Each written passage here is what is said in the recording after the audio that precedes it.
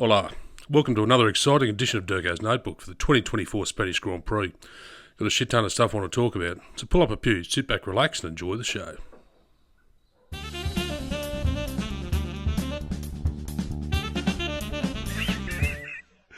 You wouldn't fucking read about it. So for this round of the calendar, the circus has returned to Spain, and thankfully it hasn't got to the Madrid street circuit yet because, as you know, I'm not a fan of street circuits. I'm a big fan of the Catalonia circuit because there is certain features of it that no other circuit can deliver. The ups and downs, the sweeping curves, the double apexes. It's more challenging than any street circuit that Herman Tilke or anyone else could design. It's the advantage of going to a dedicated circuit. Some people say it's a boring circuit, never delivers a decent race. Well, I disagree, and I think it should stay, and they should just bin this whole stupid idea of going to this bloody shithouse Madrid street circuit. Stick with Catalonia, there's nothing wrong with it. Anyway, we move on to the weekend itself, and McLaren as a team had some ups and downs, of course.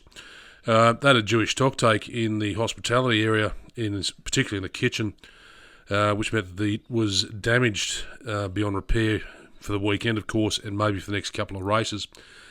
So they're trying to find whatever space they can to entertain their guests, and Zach's been offered an office by the FIA until they can get that hospitality suite repaired and the kitchen up functioning again.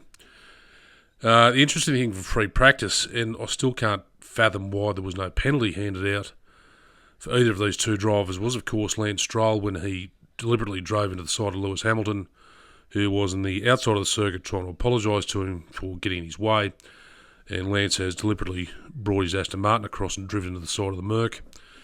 In, of course, damaging his own Aston Martin, the floor was damaged, but it was just a dickhead move, and it just shows why the bloke shouldn't be in F1. And then Charles Leclerc had his own go at it, driving into the side of Lando Norris, claiming that Norris was in his way. I will say, admittedly, yes, Lando could have gone on the outside of the circuit. He was on the inside. But there was no need for Charles to drive into the side of the McLaren that Lando was in. So two dickhead moves there, and why no penalty was handed out is beyond me, because everyone said, it's only free practice, you can't hand out a penalty. Well, they hand out stupid 5-second penalties for speeding the pit lane, but they don't do anything other than reprimand the drivers for stupidity like this. It's just beyond me. The race was great, I believe. George Russell, amazing start. He said he called on his inner Nando to get that start, and he went from third to first like that. And it was amazing to see what he could do.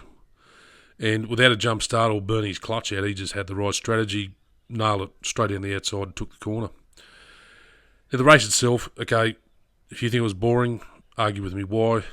And also like to argue with me why we shouldn't go away from Catalonia, because, as I said, I think it's great.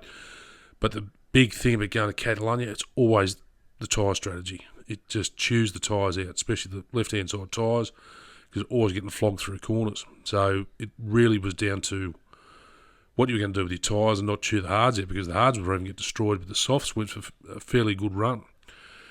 The other disappointment, of course, was Williams. Alex Albon, he went for a trip across the countryside thinking he was back on an English beach, and the beach pebbles, of course. He went through the gravel trap, and it was a weekend to forget for Williams, of course. But the real race was watching Lando Norris chase down Max, and I think it was an incredible sort of last half of the race to watch for that action going on, watching the McLaren chase down that Red Bull, because I think, as somebody said to me, Red Bull have clearly plateaued in their development of that car, and they've got nothing else to push, whereas McLaren, they just keep going from strength to strength, and I think that current McLaren car is strong and will just, I think, see it develop further across the rest of the season and potentially get more wins and really be a pain in the side of Red Bull Racing. So, yeah, overall great race, and I'm really excited, looking forward to Austria next weekend, because that glorified go-kart circuit that is the Red Bull Ring is a great circuit to watch cars race around. So that's it for this edition of DURKO's Notebook for the 2024 Spanish Grand Prix, and I'll see you next Monday following the Austrian race. Hasta la pista, amigo. Adios.